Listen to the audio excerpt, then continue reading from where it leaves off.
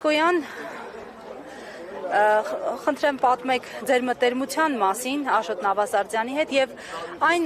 պատգամը ու ուղերձը, որը կարծում եք, որ հենց այժմ էական է, որն էր, որ փոխանցել է Նավասարդյանը։ Գիտեք, նախ Աշոտ Նավասարդյան ծննդաշնորհավոր հզոր հայորդի, հզոր մարդ, որ իր կյանքը ինքը նվիրեց տառապանքների բովով անցավ, բանդերով, ճամբարներով անցավ եւ իհարկե ինքը երազած անկախ Հայաստանը տեսավ, չկարողացավ այլել։ Ասեմ, որ այո, նային կուսակցության ղեկավարները, նա կուսակցության հանրապետական կուսակցության հիմնադիրն է եղել, գաղափարախոսն է եղել։ Ինքը ազգային միացյալ կուսակցության երդվալ անդամ էր եւ այդ գաղափարախոսությունը հանրապետական կուսակցության հիմքերի հիմքն է, որը ամբողջությամբ դա ազգային է, ամբողջությամբ դա պետական է, ամբողջությամբ անկախական է։ Ինքը գիտեք ինչպես, համ գրիչի մարդ էր, ինքը փիլիսոփայական մտքեր էր գրում։ Մեկ որ կարդում եմ, մտածում եմ այս աննժդեի մտքերն են ասա, այս Աշոտ Նավասարդյանի մտքերն է, որ ինքը գրի առել։ Ինքը նաև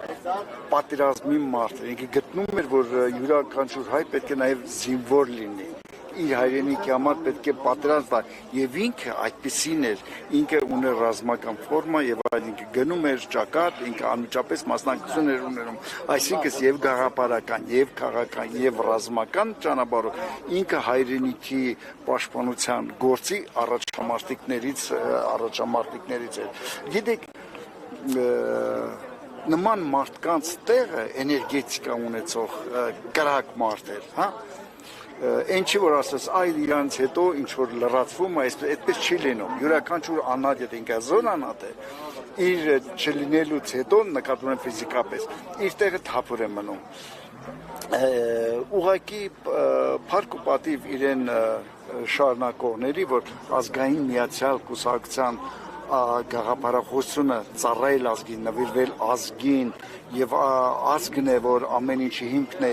եւ անկախությունը եւ որ հայրենիքը պետք է պաշտպանել ցանկացած ժամանակ եւ բոլորից եւ չպետք է խուսափել պատերազմից, այլ պետք է կռվել եւ պայքարել։ Ինքը գնացել էր այդ ճանապարհով։ Ի պատգամը հիմնականում հայրենիքի համար կռվելն է, հայրենիքի համար զոհվելն է, հայրենիքը իրենով վերապրելն է։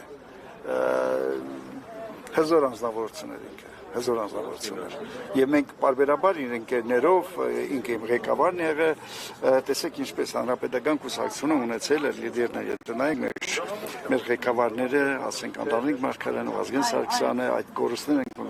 մենք հարգում եւ խոնարհվում ենք յուրաքանչյուր իշադակի առաջ, մենք բարձրացնում ենք նրանց կամ փորձում ենք պատմության մեջ իր արժանի տեղը դնել, որովհետեւ հանկարծ որևէ մեկը չմոռանա։ Իհարկե դրա տակ մենք տեսնելով որպես բարոյախրատական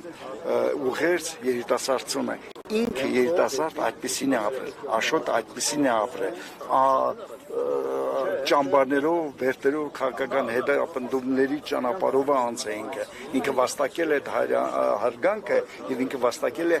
Հայաստանի զինվոր, հայրենիքի զինվոր կոչվելու այդ իրավունքը։ Պարոն Նիկոյան, ամեն դեպքում ազգային պետական գործիչների արածը այսօր